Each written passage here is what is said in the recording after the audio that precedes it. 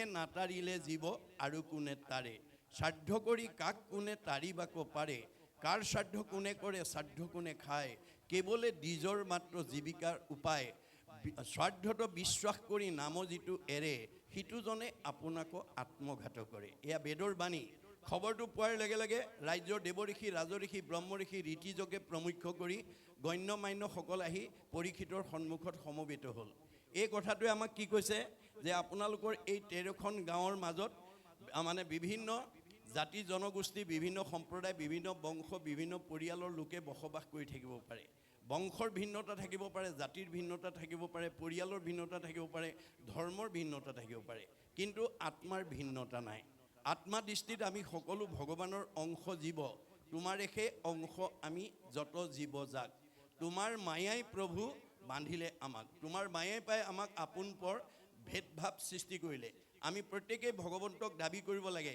দেও উপদেশ ভজু তোমাৰ চৰণে কৰ্মৰ বন্ধন সিন্ধু শ্ৰৱণ কীৰ্তনে আমি ভাগৱত শ্ৰৱণ কীৰ্তন কৰি তোমাৰ এই মায়াৰ বান্ধোনৰ পৰা যাতে আমি মুক্ত কৰিব পাৰোঁ তাৰ কাৰণে আমি সকলোৱে ভগৱানক জনাব লাগে পৰীক্ষিতে মৃত্যুৰ সময়ত সন্মুখত নিজক দেখাৰ লগে প্ৰেৰণা পালে সাহস পালে গতিকে আপোনালোকৰ এই 13খন গাঁৱৰ মাজত কাৰোবাৰ বিপদ আপদ এটা হ'লে মোৰ কোনো পৰিয়াল নহয় বংশৰ নহয় সমাজৰ নহয় বুলি যাতে আমি খবৰ এটা নোলোৱাকৈ থাকিব নালাগে গতিকে ভগৱানে বেয়া পাব কাৰণ ভগৱানে কাক ভাল পায় আমাৰ বাইবেলত কৈছে গড লাভছ হিম হু লাভছ হিজ ক্ৰিয়েচাৰ ভগৱানে তেওঁকেই ভাল পায় যিজনে তেওঁৰ সৃষ্টিৰ প্ৰাণীবিলাকক ভাল পায় বংশ পৰিয়াল নহ'ব পাৰে দেহৰ সম্বন্ধ নাথাকিব পাৰে কিন্তু আত্মাৰ সম্বন্ধ আছে খবৰ এটা লোৱাটো আমাৰ মানৱীয় ধৰ্ম পৰীক্ষিতক খবৰ ল'বলৈ অহাৰ লগে লগে পৰীক্ষিতে সাহস পালে প্ৰেৰণা পালে আৰু প্ৰশ্ন কৰিলে কোৱা দেৱঋষি কোৱা ৰাজঋষি কোৱা ব্ৰহ্মঋষি কোৱা ৰীতিজ কোৱা গণ্যমান্যসকল মই কি কৰিলে তক্ষকৰ দংশনৰ পৰা মৃত্যুৰ হাতৰ পৰা মই নিজক বচাব পাৰিম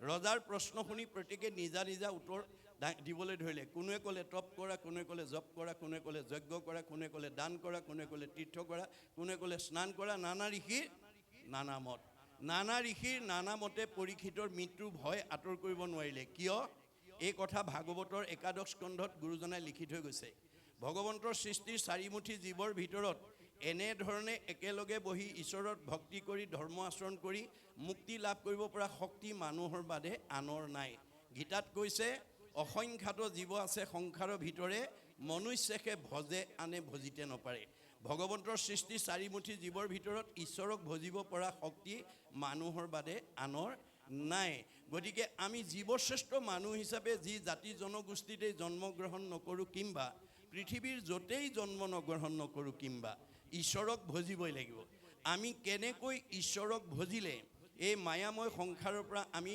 নিজক উদ্ধাৰ কৰিব পাৰিম মুক্তি ল'ব পাৰিম সেই বিষয়ে ভগৱন্তই নিজৰ মুখেদি কৈ গৈছে আন ধৰ্ম ঋষিৰ মুখে কৰাইলা বেকত কহিলা আপোন মুখে নিজ ধৰ্ম যত যে আন ধৰ্মবিলাক ঋষিবিলাকৰ মুখেদি ক'লে সেইকাৰণে নানা ঋষিৰ নানা মতে পৰীক্ষিতৰ মৃত্যু ভয় আঁতৰ কৰিব নোৱাৰিলে কিন্তু আমি জীৱশ্ৰেষ্ঠ মানুহ হিচাপে আমি কেনেকৈ ধৰ্ম আচৰণ কৰিলে মুক্তি পাম সেই কথাটো ভগৱানৰ নিজৰ মুখেদি কৈছে কহিলা আপোন মুখে নিজৰ ধৰ্ম যত সেয়ে হৈছে ভাগৱত ধৰ্ম সেয়ে হৈছে ভক্তি ধৰ্ম সেয়ে হৈছে নাম ধৰ্ম গতিকে অৱশেষত শুকদেৱে আহি যেতিয়া প্ৰথম স্কন্ধ ভাগৱতৰ পৰা দ্বাদশ স্কন্ধ ভাগৱতলৈ 7 দিন 7 ৰাতি নীৰৱ নিশ্চন্নভাৱে যেতিয়া পৰীক্ষিতক শ্ৰৱণ কৰালে দ্বাদশ স্কন্ধ ভাগৱত শুনাৰ লগে লগে পৰীক্ষিতৰ ব্ৰহ্মজ্ঞান হৈ গ'ল মই ইমান সময় মৰিম বুলি যিটো ভয় কৰি আছিলোঁ তাৰ দেখোন মৃত্যুৱেই নাই অৰ্থাৎ আমাৰ জীৱৰ মৃত্যু নাই মৃত্যু কাৰ আছে দেহৰেহে ধৰ্ম জন্ম মৰণ আমাৰ দেহটোৰহে জন্ম মৃত্যু আছে জীৱৰ কি আছে সংস্কাৰ আৰু গতি আমাৰ সংস্কাৰ কেনেকৈ হ'ব আমি যদি আজিৰ দৰে জীৱন্ত অৱস্থাত প্ৰথম স্কন্ধৰ পৰা দ্বাদশ স্কন্ধ ভাগৱত শুনাৰ যদি সৌভাগ্য ল'ব পাৰোঁ নিজে পঢ়াৰ যদি সৌভাগ্য ল'ব পাৰোঁ আমাৰ জীৱ পৰীক্ষিতৰ দৰে গতি পাব গতিকে আমাৰ গতিটো কেনেকুৱা গীতাত কৈছে যেন জোকে তৃণ পাইলে এৰয় অপৰ জীৱৰ দেহৰ জানা সেহি পতন্তৰ আমাৰ দেহত থকা জীৱটো শ্ৰেণী জোকৰ লগত তুলনা কৰি দেখুৱাইছে ভাগৱতে অৰ্থাৎ গীতাই যে এটা শ্ৰেণী জোকে মুখৰ আগত এডাল বন নোপোৱালৈকে যেনেকৈ পিছৰডাল এৰি নিদিয়ে আমাৰ দেহত থকা জীৱটোৱে আন এটা দেহ নোপোৱালৈকে এইটো দেহৰ পৰা ওলাই নাযায় দ্বিতীয় এটা উপমা দিছে যেন নৱ বস্ত্ৰক পুৰুষে পিন্ধে আগ পুৰাতন বস্ত্ৰ পাছে কৰে পৰিত্যাগ আপুনি ফটা চোলা এটা পিন্ধি আছিল নতুন এটা কিনি অনাৰ লগে লগে পুৰণাটো পেলাই যেনেকৈ আমি নতুনটো পিন্ধো, আমাৰ দেহত থকা জীৱটোৱে পুৰণা দেহটোৱে এৰি নতুন দেহলৈ যাব। এতিয়া আপোনাৰ দেহত থকা জীৱটো আপুনি ওপৰলৈ পঠাবনে তললৈ পঠাব? গতি দুটা, হয় ঊৰ্ধ্বগতি নহয় অধোগতি, হয় আপগ্ৰেড নহয় ডিগ্ৰেড। গতিকে আপোনাৰ দেহত থকা জীৱটো তললৈ পঠিওৱা ওপৰলৈ পঠিওৱা দায়িত্ব আপোনাৰ। সেইকাৰণে দাৰ্শনিক পণ্ডিতে কৈছে you are the curator of your own destiny. আমাৰ ভাগ্যখন আমি নিজেই গঢ়ি তুলিব লাগিব। আমাৰ পৰিয়ালটো আমি ভাল কৰিব লাগিব। আমাৰ সমাজখন আমি ভাল কৰিব লাগিব।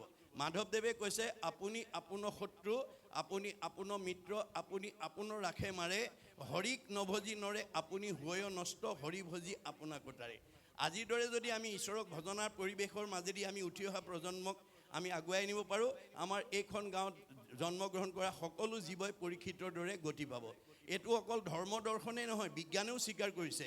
আমাৰ পৃথিৱীৰ উপৰিভাগত যি বায়ুমণ্ডল আছে তাক ঘনত্বৰ ওপৰত নিৰ্ভৰ কৰি বিজ্ঞানে প্ৰধানকৈ 3টা স্তৰত ভাগ কৰি দেখুৱাইছে: টপস্ফিয়াৰ, টেট্ৰস্ফিয়াৰ, আইনস্ফিয়াৰ।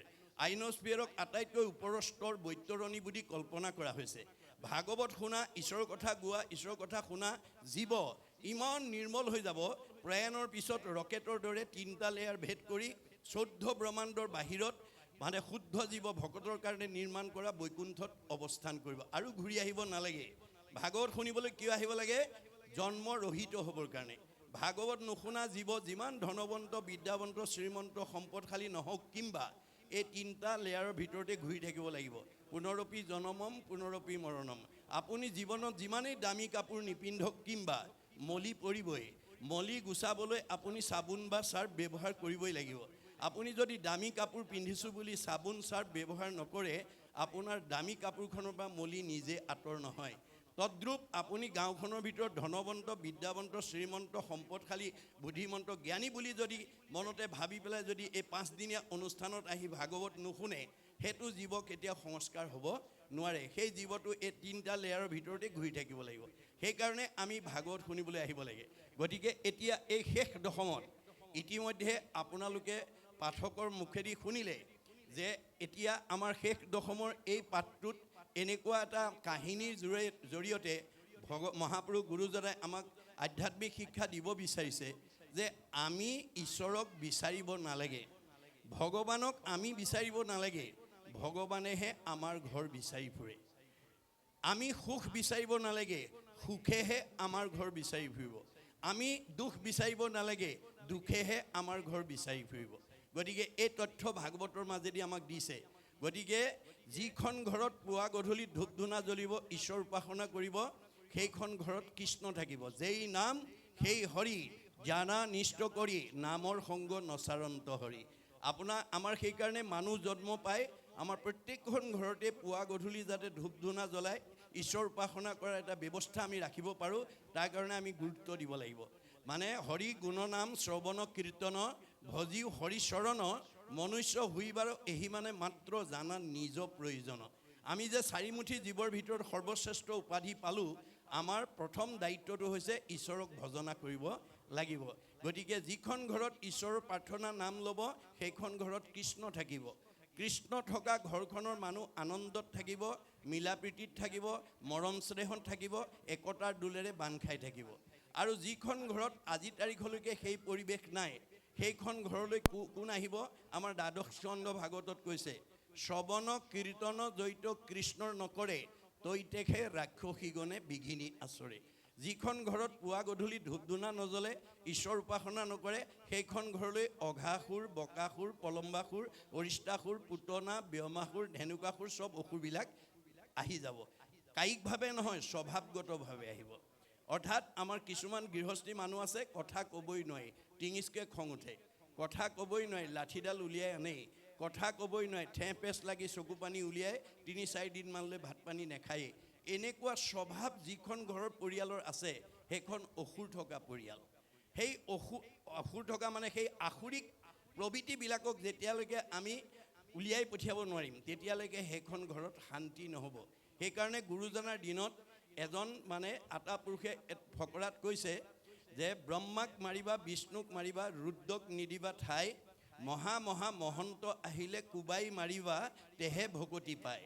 গতিকে ব্ৰহ্মাক মাৰিবা মানে ৰজগুণ মাৰিব লাগিব, ৰুদ্ৰক মাৰিবা মানে তমগুণ মাৰিব লাগিব, বিষ্ণুক মাৰিবা মানে শতগুণ মাৰিব লাগিব, মৰা মানে সংস্কাৰ, আৰু মহা মহন্ত আহিলে কোবাই মাৰিবা মানে কাম ক্ৰোধ লোভ মোহ মদ মাৎসৰ্য এইবিলাকক আমি আহাৰ দিব নালাগিব। সেই স্বভাৱটোক আমি আহাৰ দিব নালাগিব, অৰ্থাৎ আনৰ বেয়া কথা পাতিব নালাগিব।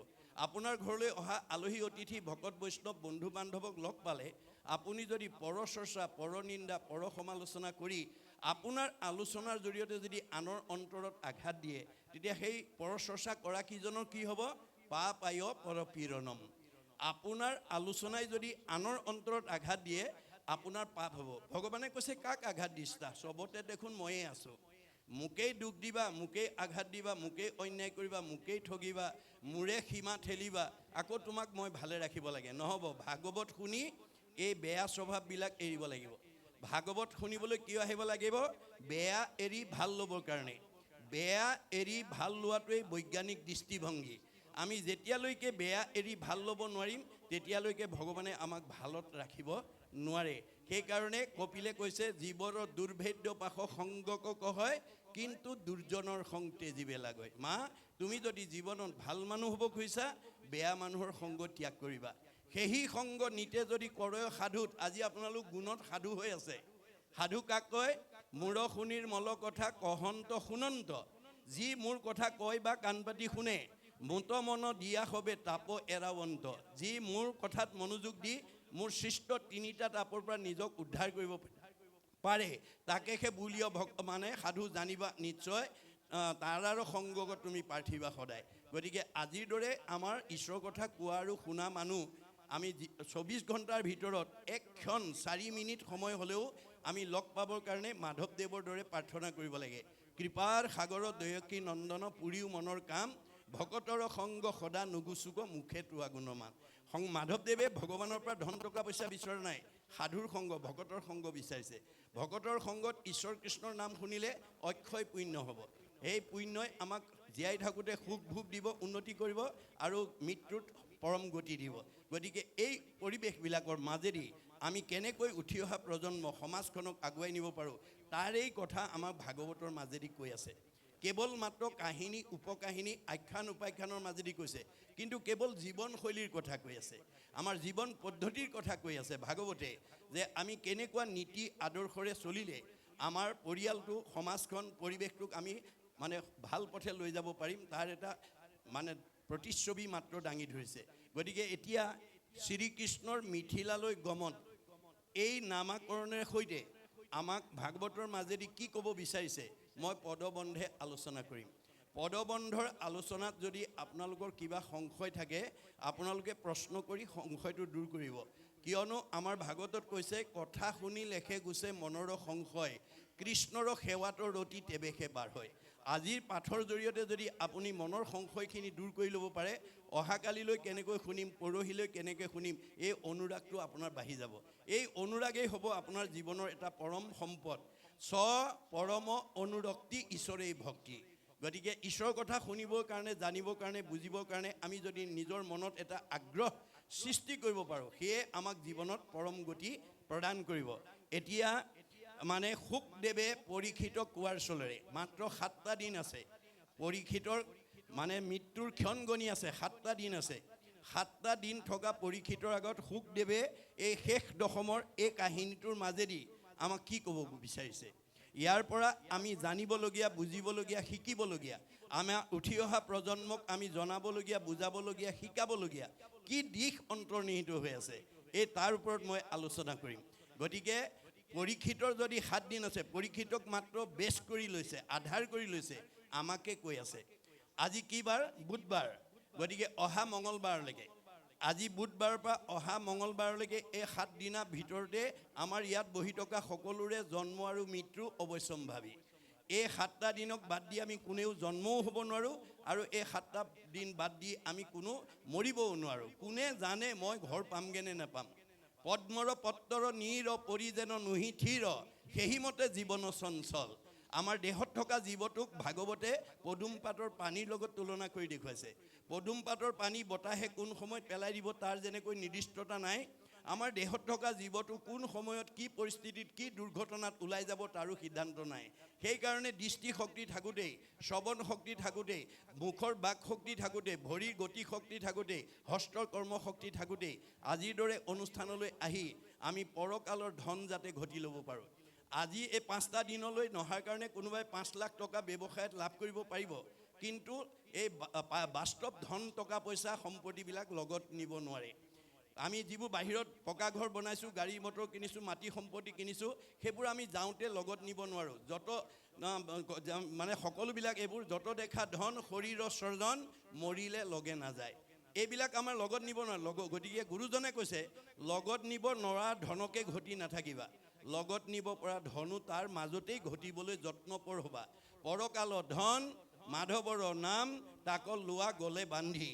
ঐতো এতিক্ষণে এৰা আল জাল পাছে মৰিবা হাকান্দি আপুনি 5টা দিনৰ পুণ্য অৰ্জনৰ সুবিধা পায়ো যদি বিভিন্ন কাৰণ দেখুৱাই নাহে আপোনাৰ বা মোৰ জীৱটো পৰকালত গৈ কান্দিবগৈ লাগিব কাৰণ জীৱৰ মৃত্যু নাই জীৱৰ গতি আছে আৰু ই 3টা কৰ্মফলত ঘূৰি থাকে প্ৰাৰব্ধ আৰব্ধ অনাৰব্ধ আপোনালোকৰ এই 13খন গাঁৱত যিবিলাক গৃহস্থী বাস কৰি আছে পূৰ্ব জন্মৰ পৰা যি বেছি পুণ্য লৈ আহিছে সি সবতকৈ ওপৰত থাকিব মধ্যম পুণ্য লৈ হাজন মধ্যমত থাকিব কম পুণ্য লৈ হাজন কমত থাকিব আপোনাৰ পুণ্যৰ অনুপাতেহে আপোনাক ভগৱানে অৱস্থান কৰিব ভগৱান হ'ল বুলি এক বিন্দু আপোনাক ইচ্ছা কৰি তল ওপৰ কৰিব নোৱাৰে গতিকে আপোনাৰ পুণ্যৰ ওপৰত ভিত্তি কৰিহে প্ৰতিষ্ঠা কৰিব ই কিন্তু স্থায়ী নহয় ই গতিশীল বহুত দুখীয়া মানুহ ধনী হৈ যাব যদি আজিৰ দৰে অনুষ্ঠানলৈ আহি পৰকালৰ ধন সঞ্চয় কৰিব পাৰে আৰু বহুত ধনী মানুহ দুখীয়া হৈ যাব যদি ভোগ কৰিবলৈ পায় ঈশ্বৰলৈ পিঠি দিয়ে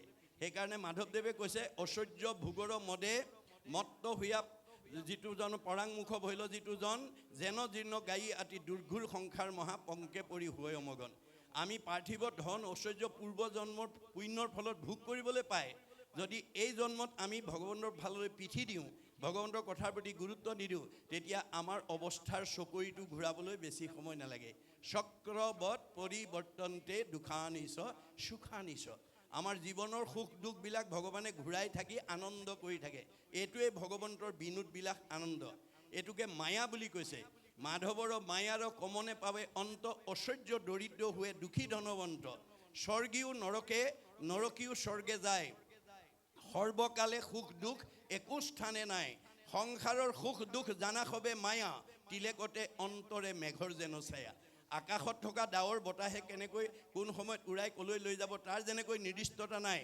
আপোনাৰ জীৱনৰ সুখ দুখ কেনেকৈ প্ৰভু ভগৱন্তই কৰ্ম দুখত অতৰাই নিব তাৰো সিদ্ধান্ত নাই গতিকে আমি ভাগৱত শুনি 5 জনৰ ভিতৰত যদি গুণগতভাৱে এজন হ'ব পাৰোঁ তেতিয়াহ'লে মানুহেতো হিংসা কৰি নোৱাৰে স্বয়ং ভগৱানেও আমাৰ পদচ্যুত কৰিব নোৱাৰে সন্ত মহন্ত ভক্ত বৈষ্ণৱ সাধু আমি গুণগতভাৱে এই 5 জনৰ ভিতৰত যদি এজন হ'ব পাৰোঁ মানুহেতো হিংসা কৰি নোৱাৰে স্বয়ং ভগৱানেও আপোনাক পদচ্যুত কৰিব নোৱাৰে যাৰ উদাহৰণ প্ৰহ্লাদে দেখুৱাই থৈ গৈছে প্ৰহ্লাদৰ পিতৃ হিৰণ্যকশিপুক নিসিংহ অৱতাৰত যেতিয়া বধ কৰিছিল নিসিংহৰ খং মাৰ যোৱা নাছিল দেৱতাসকল তেওঁৰ ওচৰত চাপিবলৈ সাহস কৰা নাছিল প্ৰহ্লাদক ক'লে যোৱা তুমি তুতি কৰা তেতিয়া গৈ তেওঁ তুতি কৰিলে প্ৰভু মোৰ পিতাদেৱে তোমাৰ ওচৰত বহুত অপৰাধ কৰিলে মোৰ মুখলৈ চাই পিতাদেৱক তুমি গতি দিব লাগে তেতিয়া নিসিংহই হাঁহি পেলাই কৈছিল হেৰৌ প্ৰহ্লাদ তই হেন বৈষ্ণৱ পুত্ৰ ভৈলি যাৰ 21 পুৰুষ তই কৰিলি উদ্ধাৰ